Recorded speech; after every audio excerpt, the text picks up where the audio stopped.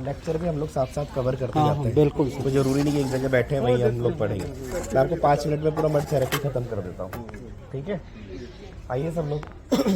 अच्छा, मुझे सबसे पहले ये बताइए, आप लोग ने कितना कुछ पता है आप लोगों को नेचुरोपैथी के बारे में? उसके हिसाब से लेवल से मैं थर्ड ईयर, सेकंड ईयर और फर्स्ट ईयर तीनों सारे इकट्ठे हैं सर। तीनों सेशन से नहीं, पहले कुछ आपको पता है क्या होती है नेचुरोपैथी, क्या है? अब फर्स्ट ईयर तो सबने किया हुआ है, हमें बेसिक प्रिंसिपल्स तो सबको ही पता है। और उसके आगे मिट्टी पट्टी भी पता है। सब पता है? चलो, आपको जो पता है, मुझे जो पता है मैं बताता हूँ, ठीक है? मड थेरेपी का यूज क्यों करते हैं नेचुरोपैथी में? टॉक्सिन्स निकाल। बेसिक मड को नेचुरोपैथी में क्यों यूज करते हैं?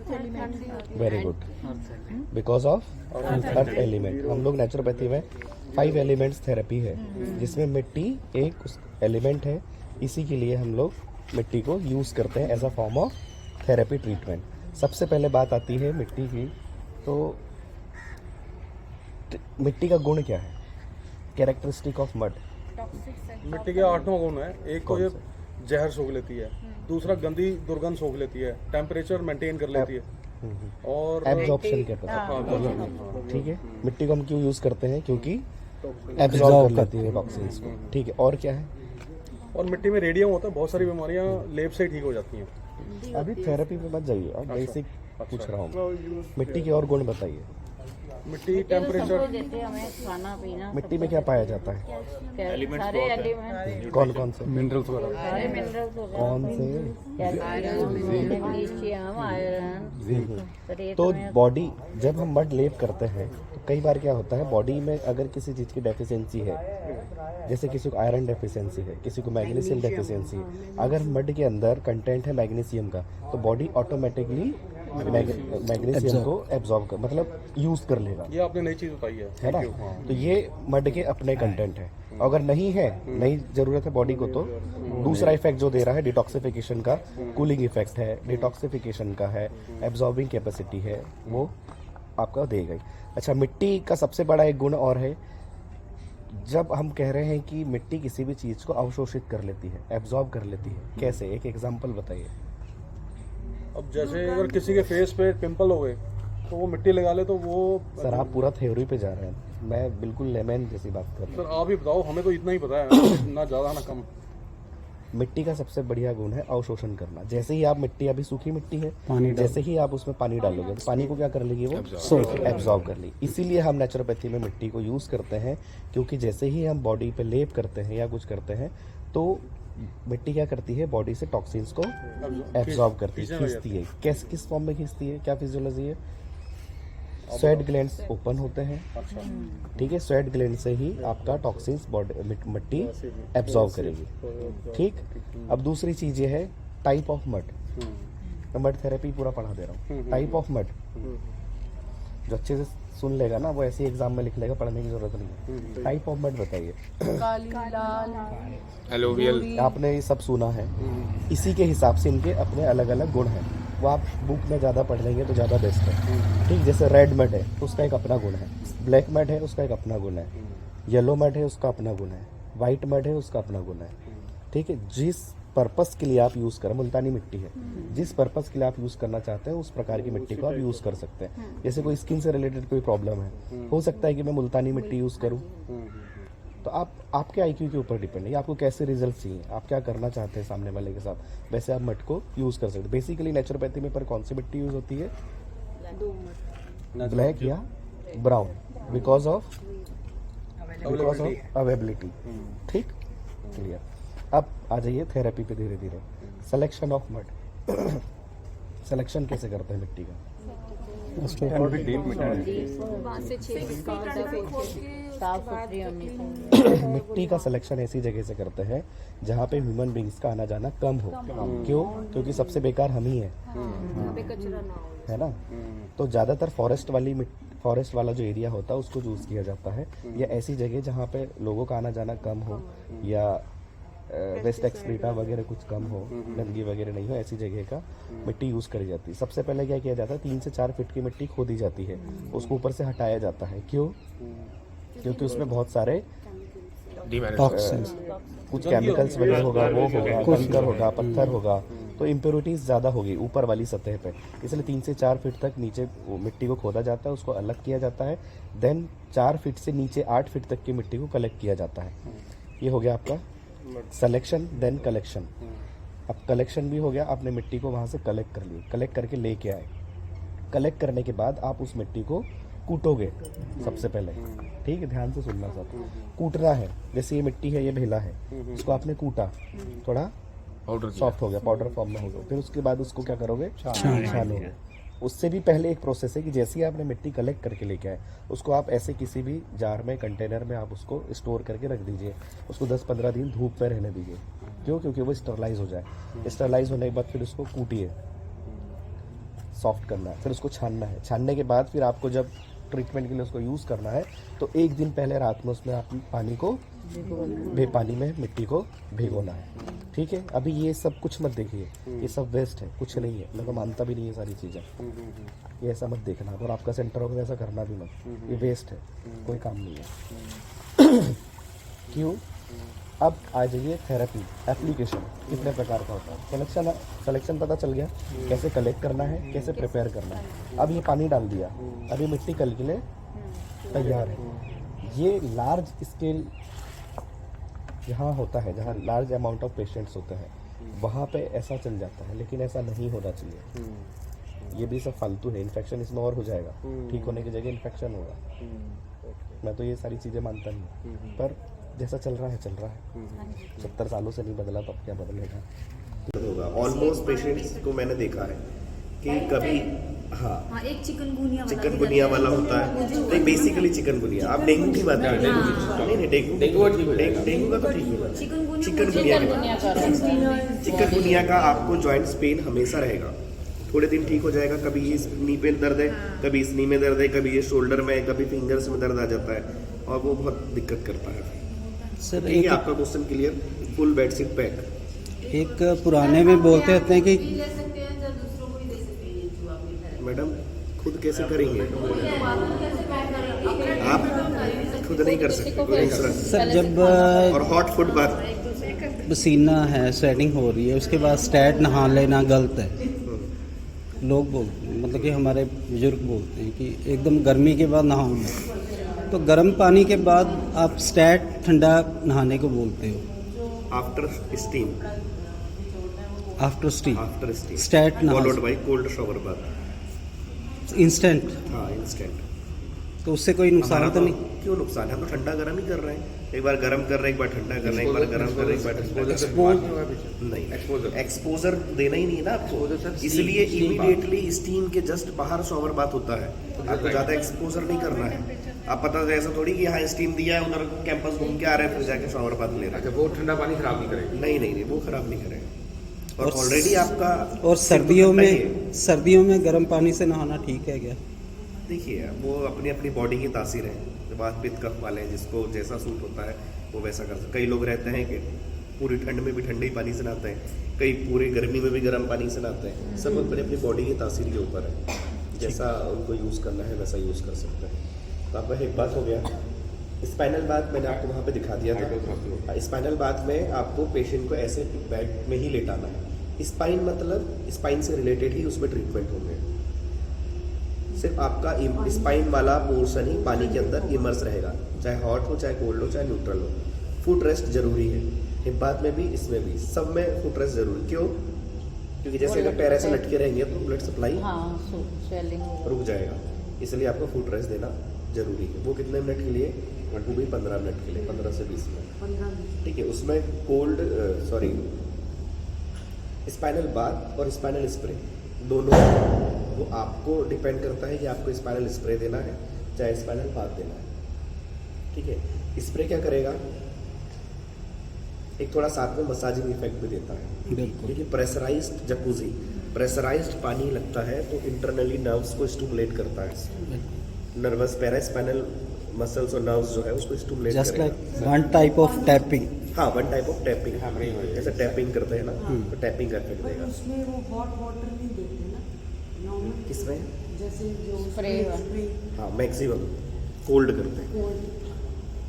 अगर लेकिन सीवियर बैक पेन है तो फिर आपको तो हॉट यूज़ करना पड़ेगा, हॉट या न्यूट्रल। मैंने बताया ना, अगर कुछ समझ नहीं आए तो नॉर्मल दे देना है। फुल टब्बात, फुल टब्बात का क्या प्रोसेस है? पानी के अंदर जनरली लेटना, उससे क्या होगा बताइए? ऐसा थोड़ी होता है, कुछ भी चीज़ जनरल नहीं है, सब स्पेसिफिक है, सारी फिजियोलॉजिकल है। फ्रेशनेस जनरलाइज डायलिटेशन करेगा सर, ये माइक्रो जनरलाइज डायलिटेशन कर रहा है, है ना। अगर तरोताजा हो जाता अगर है ब्लड प्रेशर बढ़ा हुआ है तो आप उसको कोल्ड फुल टब बात भी दे सकते हैं। तो क्या करेगा? ठंडा पानी कॉन्ट्रैक्शन करेगा। तो अभी तो हम आइसिंग से क्या कर रहे थे, सिर्फ स्पाइन पे कर रहे थे, अभी आपकी पूरी बॉडी की body। वेसल्स कॉन्ट्रैक्ट होगी। एग्जैक्टली। वेट लॉस के पर्पस में भी अच्छा रिजल्ट है। वेट लॉस के लिए हॉट Same। फुल टब बात दीजिए। लेकिन यहाँ पे एक चीज़ और ध्यान रखना, जहाँ पे न्यूट्रल और कोल्ड आया तो वहाँ आप ड्यूरेशन आप बढ़ा सकते हो, ठीक है। जहाँ हॉट आया तो आपको लिमिटेड ड्यूरेशन के साथ देना है। Not more than 20 minutes. 20 minute तो बहुत हो गया, 10 मिनट 10 से 15 मिनट का। हॉट दे रहे हो। दे रहे हैं तो बियर कर हॉट का भी टेम्परेचर ना 9900 है, शॉर्ट पीरियड के लिए दे रहे हैं। आप क्यों हम 1 minute 3 minute 1 minute 2 minute 1 minute 2 minute का करते हैं रेशो में, 1 मिनट या तो 1 मिनट 1:2 या 2:3 क्यों करते हैं? शॉर्ट पीरियड के लिए, उसका एक अपना अलग दूसरा बेनिफिट होता है। तो जहाँ आप हॉट ट्रीटमेंट दे रहे हैं तो उसका ड्यूरेशन कम रखेंगे, जहाँ न्यूट्रल और कोल्ड दे रहे हैं तो उसका ड्यूरेशन थोड़ा बढ़ा भी सकते हैं। और जहाँ भी हॉट ट्रीटमेंट आप दे रहे हैं तो कोल्ड कंप्रेस मस्ट रिक्वायर्ड, बार बार बता रहा हूँ। और ठंडा पानी पीना ही है, नहीं तो कोई चक्कर आके गिर गया तो संभाल भी नहीं पाओगे। नेचुरोपैथी ट्रीटमेंट्स में लिमिटेशंस अपने आप में एक इम्पॉर्टेंट रोल प्ले करता है। किसी को मौज मस्ती के लिए ट्रीटमेंट नहीं दे रहे हो, जो भी पहले मैं तो भगा देता हूँ पेशेंट्स। सबसे पहले आपके पास अगर कोई आ रहा है तो पहले आप उसकी सारी बातें History। सुनो, फिर अपनी सारी बातें उसको समझाओ। हम फास्टिंग करा रहे हैं तो कोई रिलीजियस फास्टिंग नहीं करा रहे हैं, कोई इंजॉयमेंट के लिए फास्टिंग नहीं कर रहे, भूख हड़ताल पे बैठ गए। हम थेरापेटिक फास्टिंग करा रहे हैं, थेरेपी के लिए करा रहे हैं। मसाज कर रहे हैं तो इंजॉयमेंट के लिए नहीं कर रहे हैं, जिनको करना है गोवा जहाँ जाना हो जाओ, स्पा सेंटर्स जाओ। हम लोग थेरेपी के लिए मसाज कर रहे हैं। क्यों? क्योंकि मसाज अगर बैक पेन है तो बैक पेन के हिसाब से हम अलग मूवमेंट्स डालेंगे। अभी तो समय नहीं है तो मैं आपको कम से कम 35 मूवमेंट से ज़्यादा सिखाता मसाज के। सर कल किसी टाइम बड़ा इंपॉर्टेंट है। मुझे पता नहीं था ना क्लास करना, तो मैं प्रोजेक्टर लगा देता, प्रोजेक्टर में सारा पढ़ा दिया होता था। हाँ कल समय देख लेंगे। तो बहुत सारे मूवमेंट्स हैं। अगर मैक्सिममली आपने कहीं भी देखा होगा तो सिर्फ रगड़ा के अलावा कुछ नहीं होता है। ये रगड़ा मसाज नहीं होती है।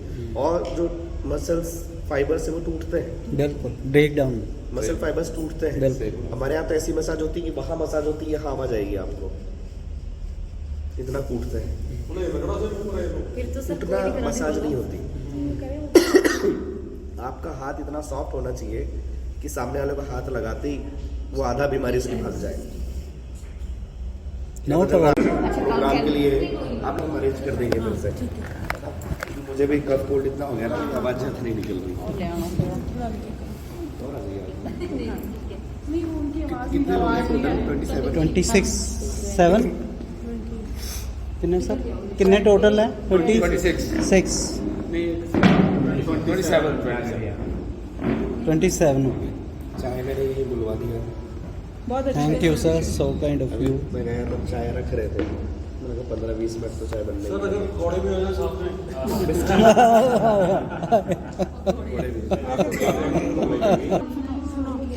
40 की उम्र तक हम जो कर रहे हैं या जो हमने किया है उसके बाद सब वही निकलेगा, ठीक है? निकल ही रहा है। हाँ तो वही निकलेगा। जो इस एज में बहुत अपने आप को कंट्रोल कर लिया और सब कुछ बढ़िया हो गया, तो फिर आगे चल के धीरे धीरे, क्योंकि आप अगर अपने मम्मी पापा को देखें तो उस समय का खान पीन बहुत अलग था, अच्छा था, वेदर better बहुत था। चेंज था। वो बेटर है अभी भी हुआ। कोई भी चीज़ शुद्ध नहीं है। सबसे पहली बात, हम सांस ले रहे हैं वो भी प्योर नहीं है, पानी पी रहे हैं वो प्योर नहीं है, खाना खा रहे हैं विदाउट केमिकल्स हम कुछ भी नहीं अंदर जा रहा है, हर चीज़ में केमिकल। ऐसी कोई चीज़ नहीं है जो विदाउट केमिकल मिल रही हो मार्केट में। चावल जो राइस आ रहा है वो भी डुप्लीकेट आ रहा है। और मैडम organic गेट पे भी भरोसा क्लोज कर देना, पूरे मच्छर आ मच्छर आ जाएंगे। गए। आगे अंदर भी हमारे आप लोग first year, second year, third year तीनों बैच साथ में है। आप लोग बताइए कि मैं कहाँ से शुरू करूँ? शुरू से शुरू कर शुरू से शुरू करूँ। जहाँ से आप लोगों को लेवल लगी। सबसे पहले बताइए बेसिक नेचुरोपैथी क्या है? First question. प्राकृतिक चीजों से उपचार करना। प्राकृतिक चिकित्सा, प्राकृतिक चिकित्सा बेसिक टिपिकल नेचुरोपैथी 5 क्या होती है पता है? एलिमेंट्स फर्स्ट टिपिकल नेचुरोपैथी क्या होती है? बेसिक नेचुरोपैथी जैसा प्रकृति ने दिया दिया वैसे ही वैसे ही उसको यूज करना, कंज्यूम करना, कुछ भी हो। पहले वेदों में, शास्त्रों में, जिसमें भी आप कहना चाहो, उसमें सब में लिखा है कि पहले लोग आज भी 100 सालों से ऊपर जीवित हैं। शास्त्रों में लिखा है कि 150 साल उम्र होती थी, 120 साल उम्र होती थी, तभी तो आज 105, 110 साल वाले भी जीवित हैं। अब 15 साल में ही अटैक आ जाता है। 30 साल में आदमी चल बसा, किसी का कोई भरोसा नहीं। सब किस कारण है? सब खान पीन के कारण। और खान पीन कैसा? सब वही केमिकल्स, वही सब मार्केट की चीज़ है। तो प्राकृतिक चिकित्सा ये कहती है कि जैसा प्रकृति ने दिया वैसा ही आप उसको कंज्यूम करो। लेकिन उसमें भी कंट्रोवर्सी है। कैसे? आप डायरेक्टली, अब अगर मैं बोलूँ कि जैसे प्रकृति ने दिया आप उसको डायरेक्ट कंज्यूम करें, तो वैसा वो भी आपको हानि कर सकता है। कब? आज के समय। आज के समय क्यों? क्योंकि उसको एनवायरमेंटल फैक्टर कॉज कर रहा है। एनवायरनमेंट में भी आपका क्या कह सकते हैं, एयर पॉल्यूशन है, नॉइस पॉल्यूशन है, कहीं ना कहीं आपके उस एलिमेंट को वो भी हार्म कर रहा है। आप उसको कंज्यूम करोगे तो भी आपको प्रॉब्लम होनी है, तो आप वैसा भी नहीं कर सकते। पहले जैसा प्रकृति ने दिया वैसा ही खाना है। पहले तो आग भी नहीं थी, है ना? अब वो एक कहा चौपाई भी है ना, वो सिया राम जी जब वन में जाते हैं तो गए हाँ, कंदमूल फल खाई वाला। क्या है? सब यही नेचुरोपैथी की, जैसा प्रकृति ने आपको दिया वैसे ही उसको कंज्यूम करना। लेकिन आज के समय में ये पॉसिबल नहीं है। क्यों नहीं है? यही सारे एनवायरमेंटल फैक्टर के कारण। कुछ डिजास्टर्स हैं, कुछ हम लोग मैन मेड भी करते हैं। अब लौकी, वो एक ऐड चलता है ना टीवी में, एक ढक्कन डाला पानी में और गन्ना निकला लठ बराबर, ऐसा करके कुछ ऐड आता है। लौकी को इंजेक्शन लगा देते हैं, इतनी सी लौकी घिया जो है इतनी 10-10 फीट की एग्जीबिशंस में रख रहे हैं। क्या है ये? नेचुरल लौकी जो है घिया, बॉटल गार्ड इतना होता ही नहीं है, उसका साइज ही नहीं होता है। तो कैसे आप इतने 10 फीट की उसकी लौकी को कर सकते हैं? बीज जेनेटिकली, हाँ, सब फर्टिलाइजर्स जो मिक्स हो रहा है वही सारा कहीं ना कहीं हेल्थ को वो कर रहा है। तो नेचुरोपैथी में मैं आपको बताता हूँ। नेचुरोपैथी 5 तत्व चिकित्सा, पंच तत्व चिकित्सा प्रणाली है, जिसमें 5 तत्वों से को यूज करके हम लोग बॉडी को क्योर करते हैं। हमारा शरीर जो है 5 तत्वों से मिलके बना है। सबसे पहला आकाश, इसका भी सीक्वेंस है। अगर मैं आगे एग्जाम लेने तो मैं 0 डाल दूंगा। आकाश, वायु, अग्नि, जल एंड पृथ्वी। ठीक, आकाश, वायु, अग्नि, आकाश, वायु, अग्नि, जल और पृथ्वी। ठीक है, फिर इनके अलग अलग तन मात्रांश भी है। वो और ज़्यादा आप डीप पढ़ोगे तो और समझ में। बेसिक आप इतना ही ध्यान रखिए कि ये जो 5 तत्व है उनसे हमारा शरीर मिलके बना है। अगर इन 5 तत्वों में किसी ना किसी प्रकार की गड़बड़ी हो गई, दैट मीन्स कमी हो गई, इंक्रीज हो गए या ज़्यादा हो गए, इम्बैलेंस हो गया, तो दैट कॉज डिसीज। क्लियर? अब अगर मैं बोलता हूँ कि मेरा शरीर जो है 5 तत्वों से मिलके बना है। 5 तत्वों में सबसे पहला है आकाश तत्व। हाउ? कैसे? Empty space. कोई तो बॉडी स्पेस को फिल कर नहीं होता है, एम्प्टी स्पेस, खाली स्थान, खाली जगह। अब अगर मैं बोलूं कि मेरा शरीर आकाश तत्व से मिलके बना है, तो आकाश का मीनिंग है एम्प्टीनेस, खालिस्तान, खाली जगह। अब मेरे शरीर में कहाँ है? हर सेल में है। साइनसेस है, इंटेस्टाइन्स है, लंग्स है ना, स्टमक है। तो अब हम कह सकते हैं कि हमारा शरीर जो है आकाश तत्व से मिलके बना है। क्लियर? कोई डाउट? ठीक। अब ट्रीटमेंट। अच्छा, ट्रीटमेंट भी तो हमें उसी से करना है। ट्रीटमेंट क्या करेंगे? ठीक। फास्टिंग का डेफिनेशन क्या है? आपको 100 प्लस देखिए, 100 प्लस फीवर है। टाइम देना। अगर फीवर है, कुछ छोटे छोटे ऐसे ट्रीटमेंट्स में आपको बताता हूँ जो डेली यूज के लिए आप कर सकते हैं। देसी वाले। अगर हाँ, देसी नुस्खे टाइप। Yes. अगर ब्लड प्रेशर बढ़ा हो, 180 हो, 190 हो, सिस्टोलिक, डायस्टोलिक जो भी हो, इमीडिएटली आइसिंग करिए उसको। Icing nape of the neck to lower back, पूरे रीढ़ की हड्डी पे उसको आइस को आप चलाते रहो। 10 मिनट में ही उसका 30-40 डिग्री कम हो जाएगा। गर्दन से लेकर नीचे तक। हाँ, ऊपर नीचे बस। ऊपर से नीचे। ऊपर से नीचे, ऊपर नीचे कर। क्या अब क्या होगा? Physiology thank you. आइस को डर है ना उसमें या किसी क्लॉथ पे? डायरेक्ट करिए ना, अब आइस पैक से करिए। फिजियोलॉजी क्या हो रही? ब्लड प्रेशर क्यों बढ़ा? क्योंकि आर्टेरियल प्रेशर बढ़ गया। पैरास्पाइनल नर्व्स जो है प्रेशर अपना बढ़ा दिए सारा, ब्लड का सर्कुलेशन ज़्यादा है। अब हमें क्या वहाँ इफेक्ट चाहिए? कॉन्ट्रैक्शन का। कूलिंग। जैसे आइसिंग करेंगे सारे वेसल्स कॉन्ट्रैक्ट हो जाएंगे, स्लो डाउन हो जाएंगे। स्लो डाउन हो जाएंगे। बहुत बढ़िया, स्लो डाउन हो जाएंगे। तो इमीडिएटली आपका वेट वो बीपी जो है वो आपका डाउन हो जाएगा। सिल्ली पे नहीं, सारी बॉडी चल जाएगी। सर अब चाय पीने दो। Savoring हो जाएगी उसको। आपके क्वेश्चन पे क्वेश्चन आई जा रहे हैं। कुछ चीज सर्कुलेट भी तो होने देनी है, बिल्कुल ही बंद नहीं करनी। सर थोड़े से ना ऐसे, जैसे आपने सोराइटिस का बताया कि भाई एक औरत है वो ठीक हो गई, तो ऐसे तो बहुत ज़्यादा सोरायसिस का भी मैं आपको उस टाइम पे बताने वाला था, आप लोगों ने बातों बातों में भुलवा दिया। वहाँ पे मैंने क्या किया है, उनको सिंपल बेड नहीं दिया। अच्छा है क्या हर्बल बेड दिया, सिंपल बेड नहीं दिया मैंने। Medicated but what is herbal? उसमें नीम लीव्स, तुलसी की पत्तियाँ, नीम के पत्ते, एलोवेरा, हल्दी, कपूर, ये सब मिक्स करके दिया है। मटर में मिक्स करिए, इससे हो जाएगा ठीक। रेगुलर करना तो पड़ेगा। इसको मिट्टी पट्टी नहीं लगानी है? जब मिक्सचर बना रहे हैं, पेस्ट बनाना है, ग्राइंडर पे डालिए, पेस्ट बनाइए। और उसको मिट्टी के साथ मिक्स कर लगाओ। इसमें नीम की पत्तियाँ मैं बता तुलसी, कपूर, एलोवेरा। वो भी आजकल पॉल्यूशन है जैसे बहुत ज़्यादा है, थोड़ी सी खांसी ठीक होती है एक बार। देखिए, देखो हाँ, फीवर का पूछ रहे थे। हर्बल आपने मुझे ही बताया कि आपको अभी बहुत फीवर है, आप क्या करोगे? हाँ, इमीडिएटली उसको, जिसको भी फीवर है, ठंडा फुल बेडशीट पे cold sponge bath, immediately temperature down होगा। वो तो पुराने वाला था। कफ कोल्ड है तो ये देखिए, कोई भी नेचुरोपैथी का ट्रीटमेंट हो या अगर बॉडी में कोई प्रॉब्लम हो रहा तो 3 दिन तो रहना ही है, ये तो आप मान के चल लीजिए। आप नेचुरोपैथी ट्रीटमेंट भी चालू करेंगे ना तो 3 दिन में कोई इफेक्ट नहीं होना है। बिल्कुल। हो सकता है तो क्राइसिस होगा। जब भी हम नेचुरोपैथी ट्रीटमेंट चालू करते हैं तो क्राइसिस होता है। क्राइसिस में आपको क्या होगा? पेन बढ़ सकता है, फीवर आ सकता है, लूज मोशन हो सकता है।